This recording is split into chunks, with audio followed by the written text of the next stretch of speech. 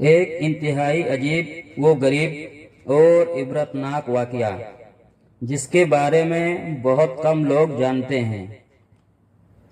وہ دونوں جس جگہ پر گناہ کرنے لگے تھے وہ روئے زمین کا سب سے زیادہ مقدس مقام۔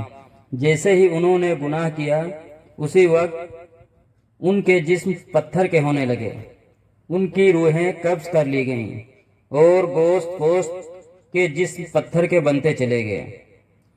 اس وقت ان کے قریب کوئی بھی نہیں تھا، اس لیے جو کچھ ان پر گزری اس کے بارے میں خود انہی کے سوا کسی کو پتہ نہیں چلا۔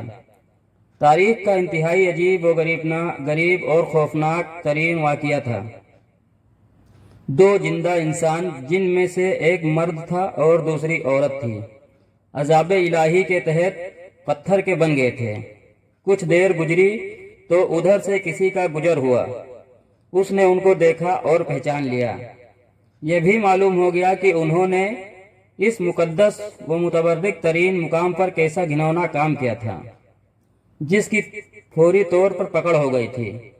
لوگوں کا مارے غصے اور دکھ کے انتہائی برا حال ہو گیا۔ ان دونوں پتھر کے بتوں کو نشان عبرت بنانے کے لیے اس زمانے کے اہل علم اور نیک لوگوں نے ان کو اس مقدس مقام سے کچھ دور اسی علاقے میں ایک دوسرے سے کافی لمبے فاصلے پر آمنے سامنے نصب کر دیا۔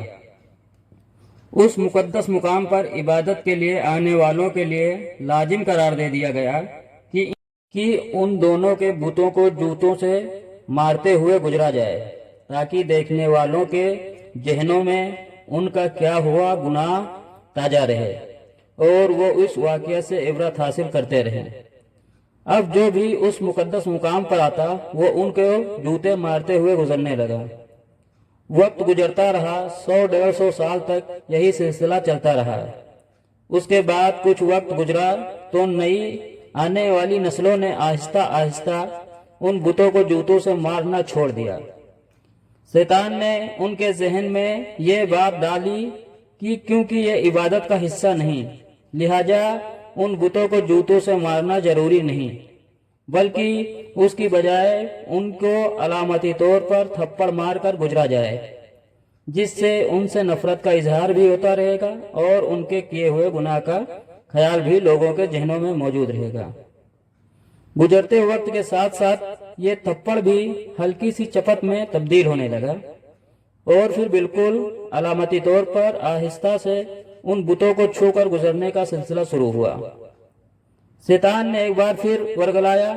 اب لوگ ان بتوں کو اس نیت سے چھوتے کہ وہ ان سے نفرت کرتے ہوئے تھپڑ مار رہے ہیں، لیکن ساتھ ہی اپنی حاجات کے لیے دعا بھی مانگنے لگے تھے۔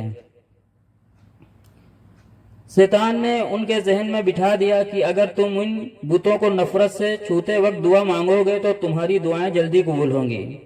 یہاں شیطان کی شرارتیں دیکھ لیجئے کہ کیسے آہستہ آہستہ ذہنوں کو تبدیل کرتا رہا۔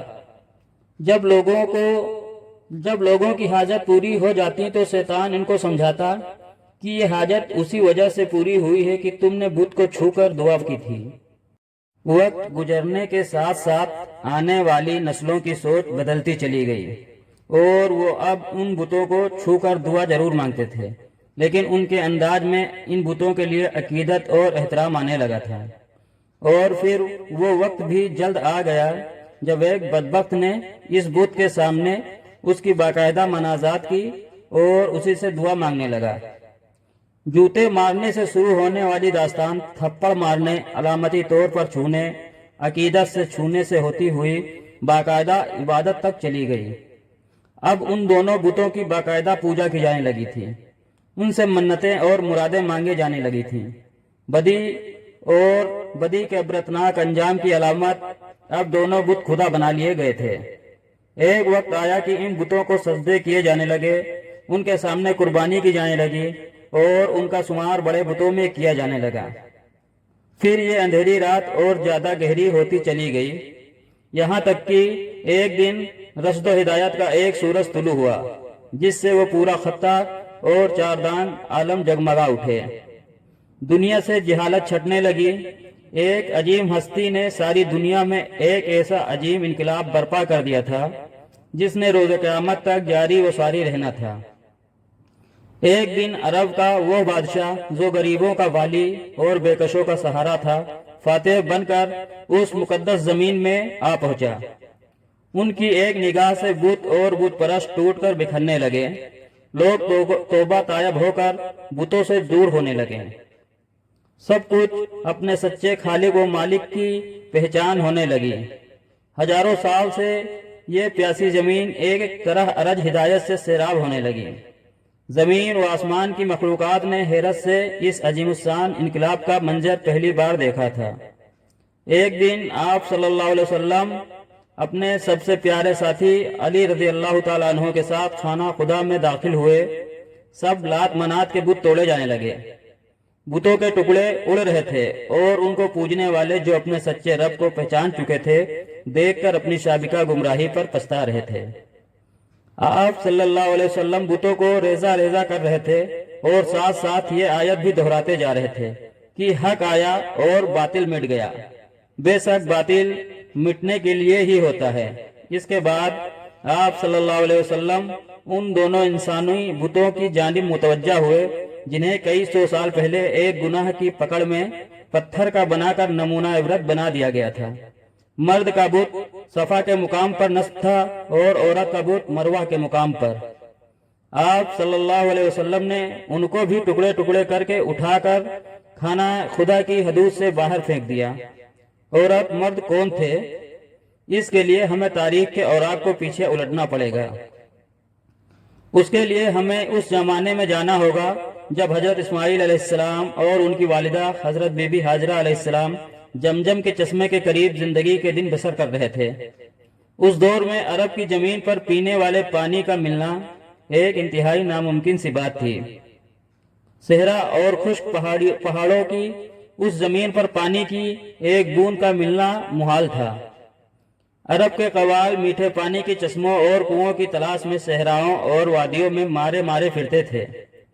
ये मुअज़्ज़जाना चश्मा जो नन्हे इस्माइल अलैहिस्सलाम की एड़ियां रगड़ने से मुअज़्ज़ाती तौर पर अल्लाह की तरफ से पैदा किया गया था, उस बेआब ओ गया इलाके में दुनिया की सबसे बड़ी नियमत से कम नहीं था।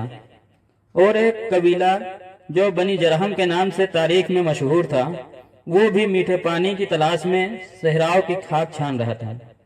उन्होंने जब दूर से परिंदों को उड़ते देखा तो उनको हैरानगी हुई, क्योंकि सहरा में परिंदों का पाया जाना पानी की अलामत था।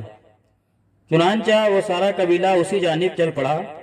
उन्होंने जब एक खातून और छोटे से बच्चे को उस ठंडे मीठे पानी के चश्मे के करीब देखा तो वो बहुत हैरान भी हुए। और उस इलाके में जहां पानी का नामो निशान तक नहीं था, अल्लाह की कुदरत से एक चश्मे को रवा देखकर बेहद हैरान हुए। उन्होंने हजरत बीबी हाजरा अलैहिस्सलाम से उस चश्मे के करीब रिहाइश इख्तियार करने की इजाजत मांगी। हजरत हाजरा अलैहिस्सलाम ने उनको इजाजत दे दी और साथ में ये भी कहा कि इस चश्मे का पानी जरूर इस्तेमाल करो, लेकिन ये अल्लाह की अमानत है, उस पर किसी का भी कोई मालिकाना हक नहीं होगा। कबीले वालों ने इस शर्त को कबूल कर लिया और यहाँ पर ही आबाद हो गए। जब वक्त गुजरने लगा तो बीबी हाजरा अलैहिस्सलाम ने नौजवान इस्माइल की शादी उसी कबीला जरहम की एक लड़की से कर दी और यूं रफ्ता रफ्ता हजरत इस्माइल अलैहिस्सलाम की औलाद खूब फली फूली और यूं मक्का, जिसका असल नाम बका था, एक आबादी की शक्ल इख्तियार कर गया। कबीला जरहम वाले काफी अरसा तक तो सीधे रास्ते पर थे, लेकिन फिर आहिस्ता आहिस्ता उनमें खराबी पैदा होनी शुरू हो गई। अब उन्होंने काबा शरीफ का इंतजाम संभाल लिया और हज के लिए आने वाले लोगों से मिलने वाला हदिया खुद समेटने लग गए और यूं रफ्ता रफ्ता उनके अंदर जराइम पैदा होने शुरू हो गए। तब अल्लाह ताला ने उनको सजा देने के लिए उनसे जमजम छीन लिया और जमजम का पानी खुश्क हो गया। वक्त गुजरने के साथ साथ जमजम के निशान तक मिट गए। अब किसी को मालूम भी नहीं था कि यहाँ जमजम नाम का कोई चश्मा हुआ करता था। उसी कबीले का एक शख्स जिसका नाम मिजाज बिन अमरू था, बहुत ही नेक और पारसा शख्स था। उसने कौम को बहुत समझाया था, ان کو بھی شک و شبہ پیدا ہو گیا۔ وہ سوچنے لگے کہ کیونکہ صفا و مروہ پر دونوں کے بت پہلے نصب تھے جن کا طواف جاہلیت کے زمانے میں کیا جاتا تھا، لہٰذا اب ان کا صفا و مروہ کا طواف کہیں ان بتوں کی یاد میں طواف نہ ثابت ہو، جس کی وجہ سے ان پر بھی اللہ کا عذاب نازل نہ ہو جائے۔